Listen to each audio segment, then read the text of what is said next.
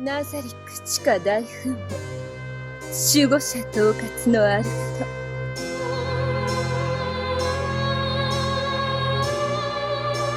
さあ始めるわね。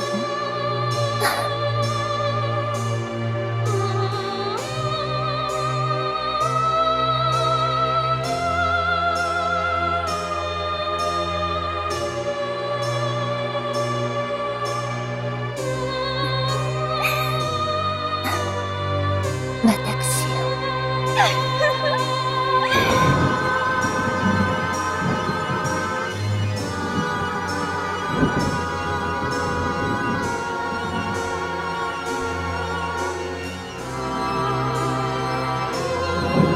なんと素晴らしいことでしょう。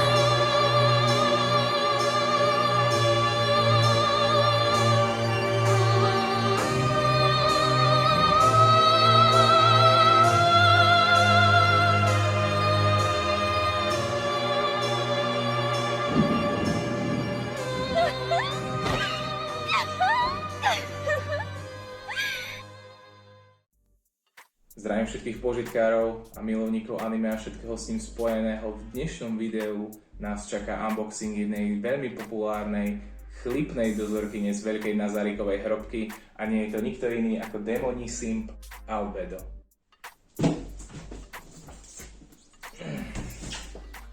Máme jednu krabicu. Tu máme krídla.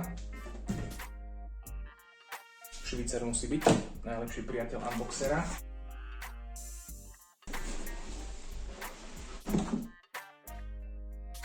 Krabica je otvorená. Veľmi pekne ďakujeme slovenskej colnici,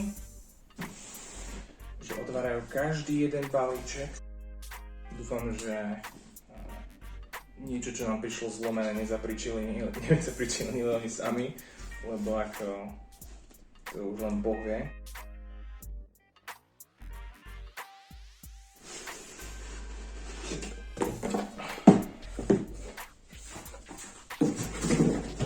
Nebudeme.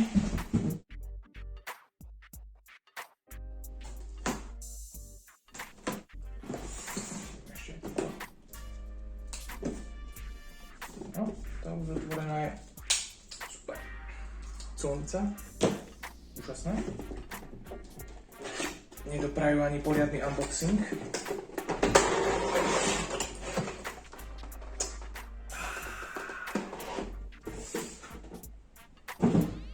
Som sa troška obával. Máme tu len jedno náhradné krídlo. Uvidíme, že či v pôvodnej krabici neboli nejaké zmeny.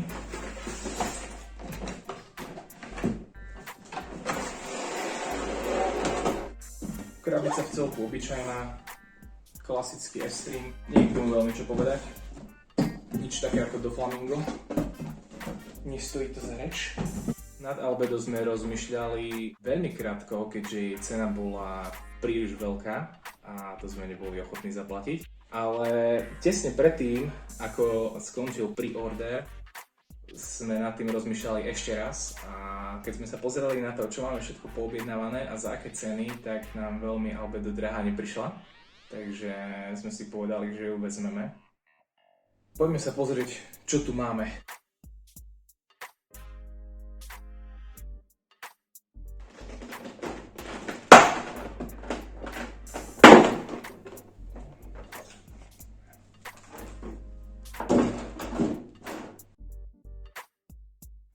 Si vyberať.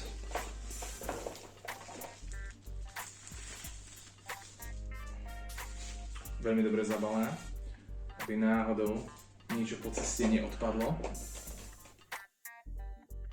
Podstavec si dáme sem.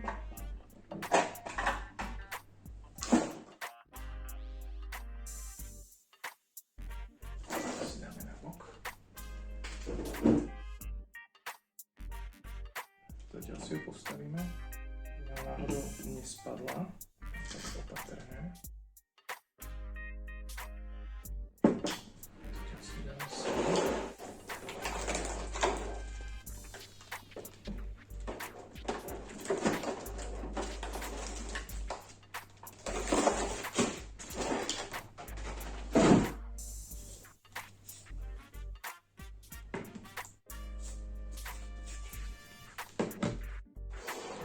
Prečo tu máme náhradné?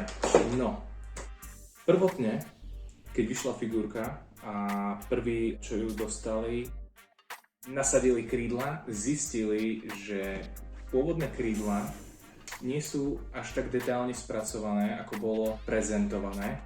Menej rozpätia, pierok, nie je veľmi vytieňované. To si ukážeme na tom novom, to vyzerá úplne ináč. Ale podstatné bolo to, že krídlo po nasadení zakrývalo určitú časť albedo a to sa veľa ľuďom nepáčilo. Takže urobili náhradné, kde samotný spoj je trošku ohnutý do iného smeru, aby krídlo bolo čo najďalej od jej tela, aby to bolo prezentovateľnejšie a okulahodnejšie. Albedo, verzia plavková od firmy Alpha Satellite, distribuovaná firmou S-Stream z klasifikácie Shibuya Scramble Figure. Výška 33,7 cm, hĺbka 25,3 cm,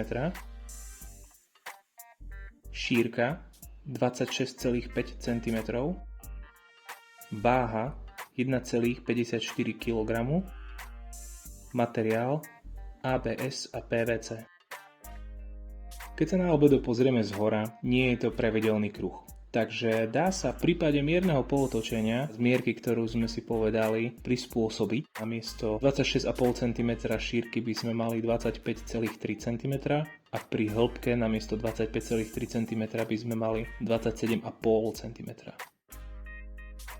Veľmi sa mi na nej páčia oči, tie sú ako fakt urobené detailne a živé farby, proste super. Boli ľudia, ktorí mali nejaké pripomienky k ústam, že troška vyzerajú ako káčacie péry, čo používajú na Instagrame, influencerky a podobne. Plavky s typickým motivom pavučiny na hrudi, bujné telo, kde vidno aj jemné črty svalstva, detailne spracované doplnky, špeciálne prsteň od Momongu, pekne spracované náramky. Veľmi sa mi páči, čo urobili s vlasmi, to ako ich má cez ruku prehodené. Vyzerá to ako keby tam mali byť, že aj na tej hlave sú pripevnené nie len tak navyše, že to je vidno ako len nejaký doplnok, ale proste fakt ako keby vynechali kus vlasov a potom ho len dorobili takto pekne, aby to vyzeralo ako celok. Pri vlasoch bol vymyslený nápad, že pekne krásne urobili každý prúd vlasov osobitne a vyzerá to úplne inak, ako keby to bol jeden celok, ktorý by bol liaty jednou formou a myslím si, že takto to vyzerá určite uchvatnejšie a okulahodíace. Veľmi, veľmi dobré tieňovanie. Nemôžeme ani opomenúť závoje, ktoré vychádzajú priamo z plaviek ako taký doplnok, priehľadné. Vyzerá to veľmi príjemne a štýlovo. Tu môžeme vidieť ako na tom ľavom krídle, ktoré je pôvodné, ktoré nemáme vymenené alebo respektíve nemáme za ňoho náhradu, tak môžeme si všimnúť, že to tieňovanie alebo to spracovanie farebné nie je až také, ako by mohlo byť, ale rozdiel bude vidieť až na tom novom krídle.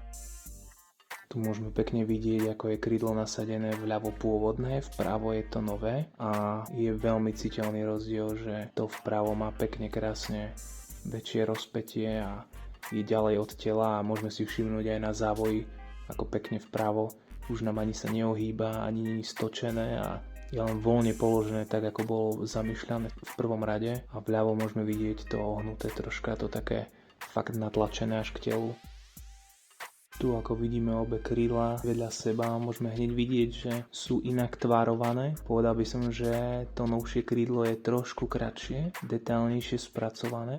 Na pôvodnom krídle a na tom novom sa nelišia možno až tak v tej pierkovej časti, tej celej spodnej, ale skôr len pri tej vrchnej časti, tá, ktorá bola viacej ohnutá a tá, ktorá bola troška väčšia pri tom pôvodnom. Po úprave už je to menšie, sytejšie farby a samozrejme nezakrýva tú najdôležitejšiu časť celej figurky, čo je albedo, takže veľké plus. Pri tomto zábere som chcel ukázať aj zhora vpravo, ako keď je krídlo troška ďalej od tela, že ten závoj fakt len tak pekne visí dole a tak je to správne. Pri tomto pohľade sa môžeme pokochať aj nejakým tým side boobom. Čo sa týka doplnkov na spodnej časti plaviek, povedal by som, že možno tamto trošku vyzerá, že je to také ako len nafarbené zlatou farbou. Nevyzerá to ako keby to mal byť samostatný prvok, ale myslím si, že pri takomto dizajne plaviek si bude málo kto všímať nejaké takéto zlaté doplnky. Jediné, čo by sa dalo povedať na doplnkoch, by som sa pozastavil možno pri nohách, na ktorých sú také akoby lánka alebo niečo v tom štýle nad členkami. Nemám s tým veľmi nejaký problém alebo niečo, ale nepovedal by som, že sú najdetálnejšie spracované alebo že by sa im dostalo nejakej osobitnej starostlivosti. Póza je veľmi zmyselná a zvodná, nalakované nechty na rukách aj na nohách. Spracovanie podstavca vo forme vody je veľmi geniálny nápad a dosť štýlový. Som veľmi veľkým fanúšikom podstavcov s efektami a toto je presne to, po čom som prahol. Takže z mojej strany fakt vynikajúce. Takže tu ju máme v plnej krase, vyzerá úžasne. A škoda toho krídla, že sme nedostali aj to druhé vymenené, ale nemyslím si, že to vyzerá až tak zle. Dá sa s tým vysporiadať. Keby niekto trpel nejakou poruchou, že potrebuje, aby všetko bolo symetrické, rovnaké a tak ďalej, asi by z toho zošalel, ale našťastie môj prípad to nie je do takej miery. Takže niečo dodať. Klasický S-trim. Jediné troška sklamanie, že teda v prvom rade trebalo meniť vôbec krídla, ale snáď sa z toho poučia a na budúce nebudeme musieť niečo také riešiť. Takže ak sa vám video páčilo, dajte like, dajte si odber, alebo ak sa vám nepáčilo, kľudne dajte dislike. Konštruktívna kritika dole v komentároch bude vždy vítaná a ďakujem, že ste vydržali až do konca. Prajem vám pekný zvyšok dňa, uvidíme sa pri ďalšom videu. Vychutnávajte a užívajte. V dnešnom videu si dáme malý unboxing. Nie je malý unboxing. Veľký unboxing. A uvidíme sa pri ďalšom videu.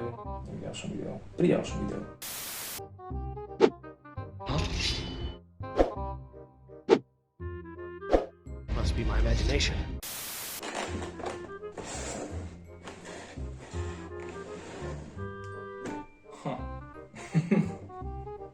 No, možno, že nám prebalili krídla ešte priamo v krabici.